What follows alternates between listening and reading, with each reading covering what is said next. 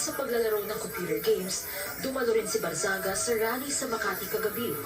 Isa siya sa mga nagsagawa ng noise barrage sa labas ng Dasmariñas Village para ipanawagan ng pagpapanagot kina dating House Speaker Martin Romualdez at former Ako Bicol Representative Zaldico. Anya, kailangan panagutin ang dalawa sa umano'y pagnanakaw sa pondo ng bayan at sa insertion sa 2025 national budget.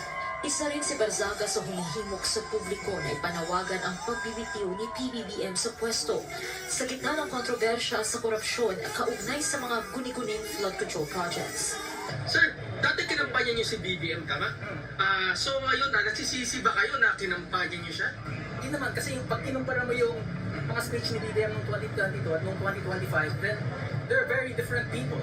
Kasi pag nakita mo yung mga pinagsasabi ni BBM ngayon, it's very chaotic, very unsure. Pero noong 2022, at that time, no one could have blamed anyone for believing in him because he actually had a vision of unity and a vision of hope for our future. Now, sobrang dami nang nawala ng tiwala sa kanya. I think it's time for him to resign.